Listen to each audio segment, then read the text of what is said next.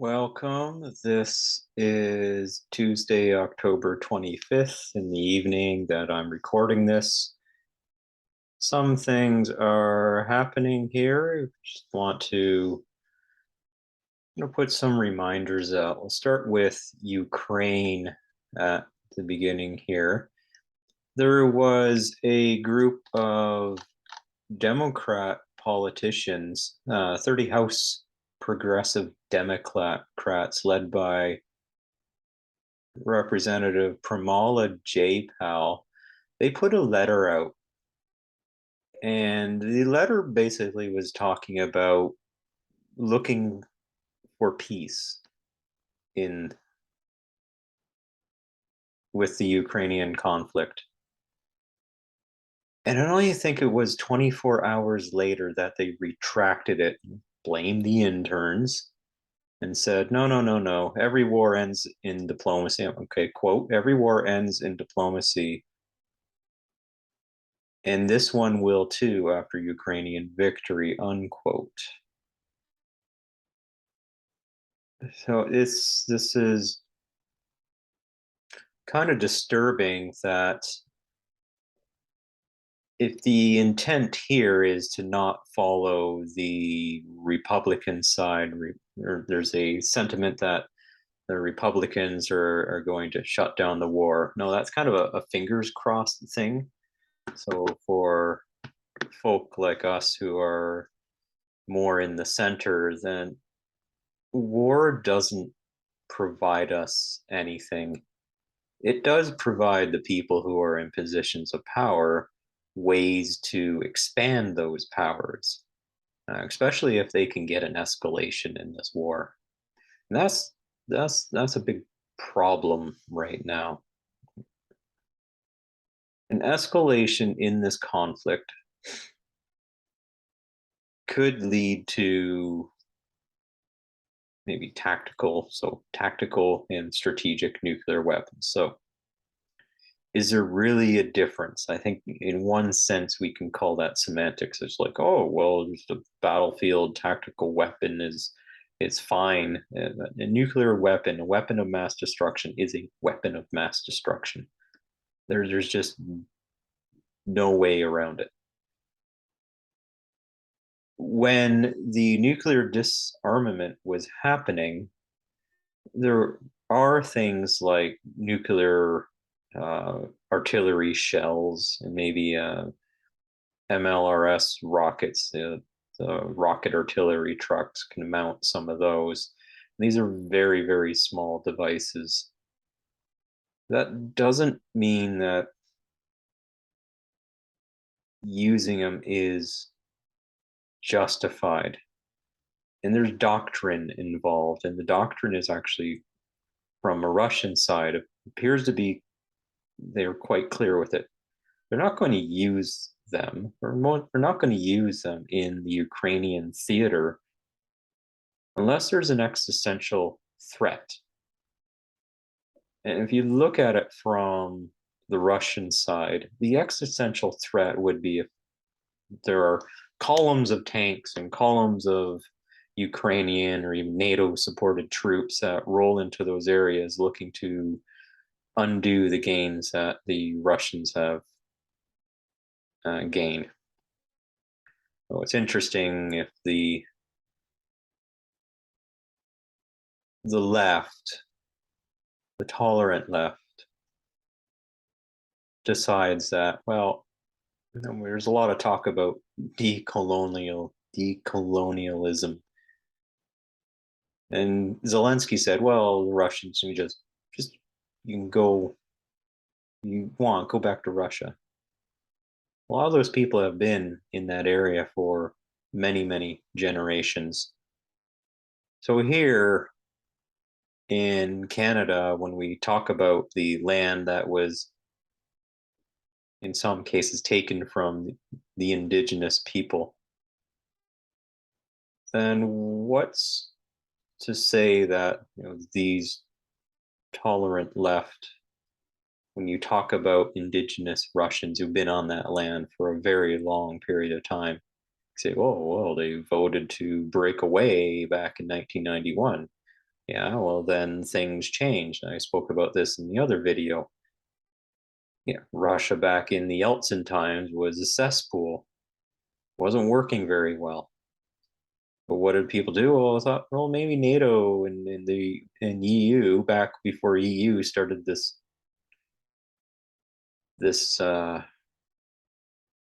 trying to figure out what it is, what faction is here. They just want to destroy the ability to have energy in the area, and that impacts the livelihoods.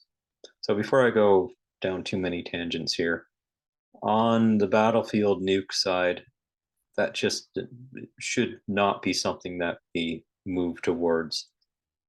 That is an escalation spiral that will just go out of control. And anywhere any munitions, small tactical nuclear munitions hit, that area is just going to be contaminated. Just think of it forever. Think of that area as gone. So it almost feels like a scorched earth policy to, well, if we can't have Ukraine, no one will.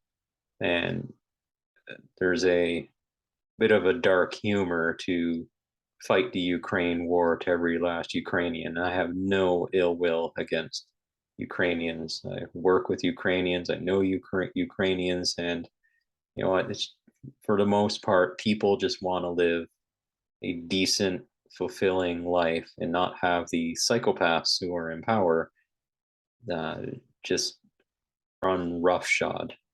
So let's take some things apart here. Diplomacy. That's the only way that we're going to solve this problem and get out of this problem. That means that there may be some hard times ahead for the powers that be that really want to shift around energy policy and get rid of cheap energy. Cheap energy means decentralization, means I don't know, if we all had the ability to generate our own energy, say if we had small hydrogen generation reactors that provided us hydrogen for our vehicles and provided us electricity, which could be connected into natural gas lines, that just means I have little less dependency on the state, and the psychopaths in power don't want you to be independent of them. That means you can take them out of power at some point in time because you have the wherewithal and resources to build things and to better yourself. So, Ukraine war, diplomacy, upsetting to see this group of politicians that looked like they were trying something good. And I'm going to look into it as, you know what, there might be a lot of changes coming up in the midterm elections, and just to see even a little last tiny pass, even though they're far from the end zone, just to show that, you know, some of us do care, and then to see it retracted, who's pulling those strings? So there's that. The next thing we want to look at is, as our society moves away from ethics, morals. You know, I grew up going to church, was a latchkey. I mean, we had a lot of responsibilities. You know, one of it was just understanding how nasty nuclear war could be, because I grew up in the era where, you know, it's possible that the bombs could have been fallen. You know, playing a lot of the Fallout series computer game. You know, it's kind of like, yeah, it's we lived through it, we survived it, and I think the the better minds prevailed out of that. On the energy side, energy. So we're looking at actions down in Syria and around Turkey. We have to look at the closure of the Nord Stream pipelines takes about approximately, I think, 110 billion cubic meters per year offline. 110. So let's think of a number 110. Now, Germany had those pipelines up and running, they would have some control over energy policy. They could resell the energy out to other countries in Europe, creating a dependency, but also Zoltan Pozsar put forward. He's an analyst from Credit Suisse that about $20 billion worth of gas a year gives $2 trillion in economic benefit to Germany, or did give economic benefit to Germany until they shut that down. There was an attempt to take out the Turk Stream pipeline. Well, not confirmed. I don't know how far that news cycle went. In all of these hits, if you take a look at the EU, and if we were to kind of disconnect all the gas around EU, you got a very serious problem, especially for the people who just want to make an honest day's living. That just means they're moving towards destitution and privation really, really fast if you don't have cheap sources of energy. And what would you think that most rational folk would want is, well, cheap energy means reduction in poverty. Isn't that something that we want in the world, is reduction of poverty? Yeah, you get that with very cheap energy. Now, you don't want people burning wood and hopefully not burning coal. You have to start the cycle somewhere. You need to get the densest power unit per cost available. And the higher the density of that power, the more that we can convert that into productive capacity within our societies. This is a very important concept for us to be able to strive and hopefully at some point maybe even get off this planet. We have to be very efficient with how we use energy. And the green technologies right now are not very efficient, especially with the production cost of solar and wind. And as I said in another video, a Manhattan Project fusion would just be an awesome idea. You could crack that and have everybody with a small fusion generator in their house. That's very safe. I know that's be way off, but we can dream. That's part of the channel, is looking for that miracle. And if everybody had something like that, then great. We can start up small micro businesses or start up these community maker areas. Maybe fabricate a lot of stuff out of just general materials, cheap gas or air or water. We can use, actually even think of desalinization, the amount of fresh water you can get if you had a small reactor. So we're looking at potentially a project to move a gas pipeline, possibly from Libya up into Italy. That's going to require some support.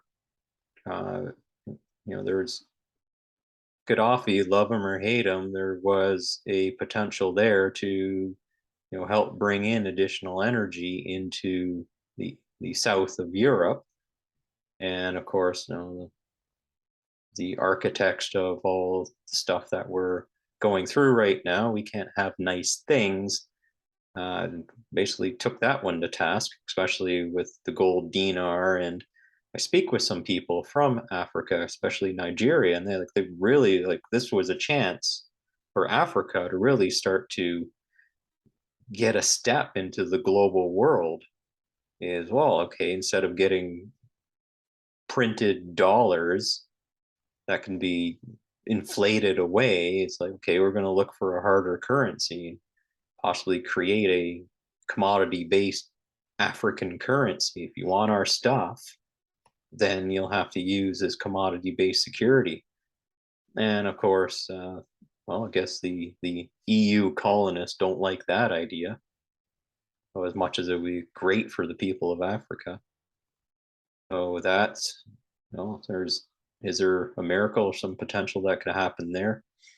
Possibly. To see how Italy plays their game if other countries follow.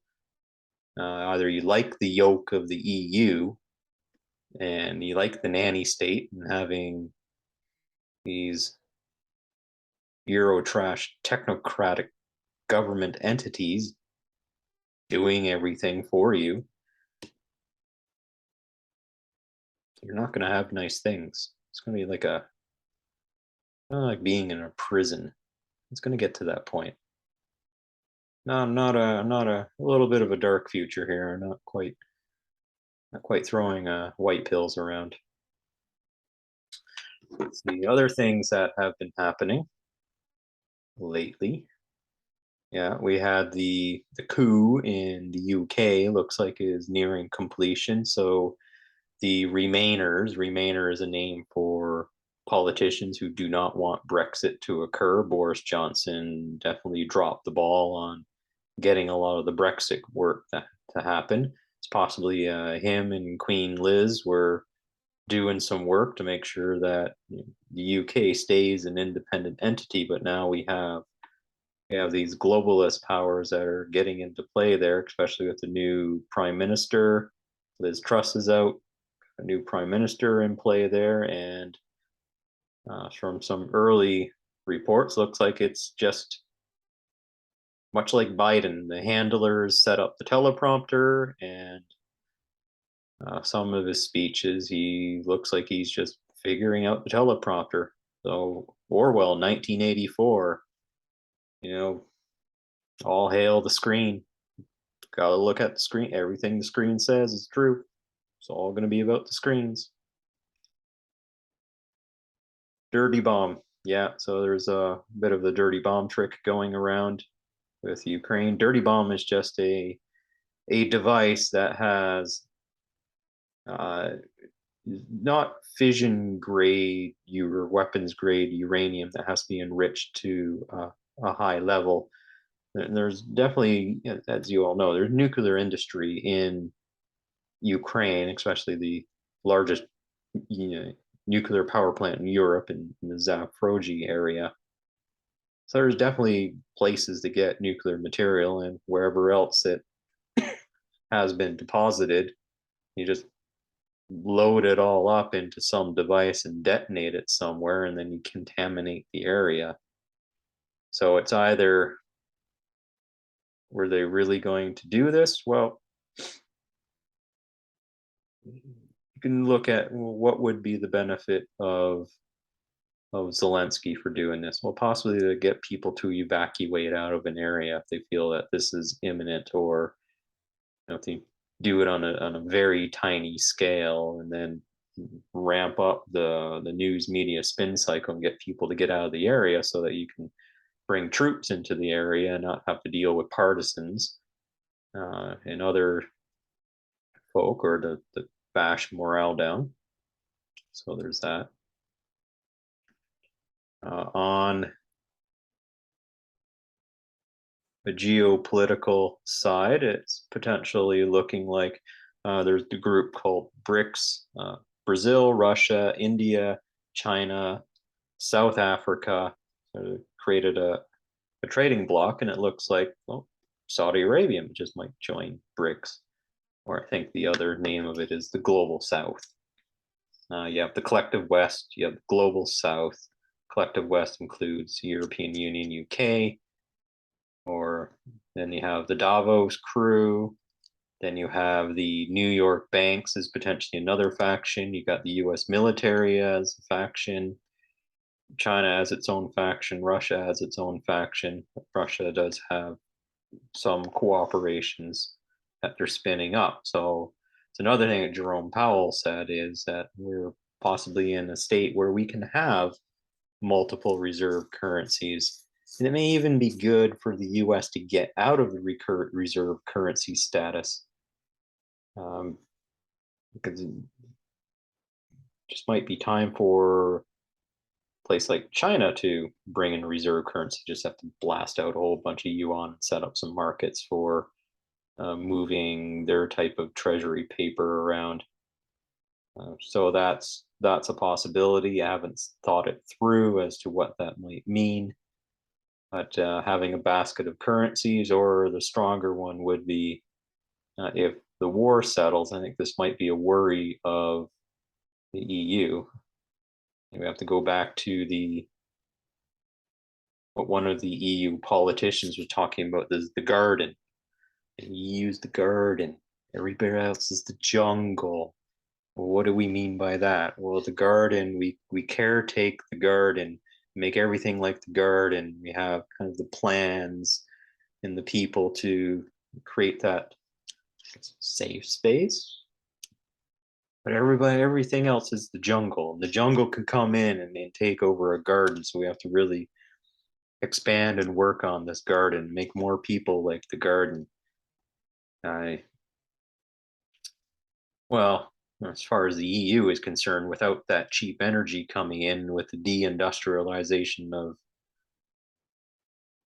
of Germany, what are you going to do in the garden? Hmm? Just going to sit there, sip your tea, polish the silver a little bit, talk to Eugene and Agnes about her bowel movements and not working well, getting old. Well, Europe, the museum. You can go there for great architecture, but what else does Europe have to offer? Once you take the energy away, what's left? So they need this war.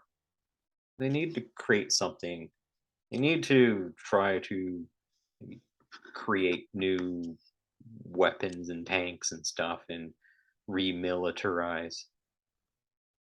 I don't think that's a great idea. I think the best idea is to what Germany was doing is let's take cheap energy and do what they've done best, German engineering, and build great products. Build awesome products. I have a lot of German products. I really enjoy them. They work. They're not necessarily cheap because you have to get them from Europe, but they work and they're well thought out. Need more of that type stuff in the world. But we can't do it when everybody is breaking up with their partners around the world. So well, we'll keep an eye on this. Midterm elections are coming up. Maybe we'll get some change. You have to always hope that with that, you might get hopefully a sober second look and enough populist movements into play where we can pull back a bit of this centralized power. And that's the hope that hopefully is to start, anybody who builds a power structure is at risk of that power structure being taken apart or subverted. And decentralization is a way to keep your structures a little more flexible. You create a big power structure and then you turn into tyrants within that power structure. People are going to chip away. They just won't care. They won't care about your gardens. They won't care about your silver. They won't care about your bowel movements. Just will pull it apart and you'll have worse things to consider. And the hope that as the pieces come apart, that um, the miracle could be that well, you create ungovernable little pieces that set up their own way of doing things, and you'll see this decoupling around the world. Look at patents. So keep an eye on patents. Are China and Russia going to honor patents anymore? They're just going to go full bore ahead and at some point start to industrialize. And because these industries will go somewhere and Russia plays their cards well, they can liberalize some industrialization. They got a long way to go. It's not one of the, the management processes are not to a high level. I think there's a lot of tough bureaucracy that they have to liberalize in order to make that happen. So it means USA has a great opportunity to bring industrial capacity back, and especially with the recession coming up, that means you got labor there that could potentially start to build some of these products. So we'll leave it with that. Again, thank you joining me on this Tuesday, and stay safe out there.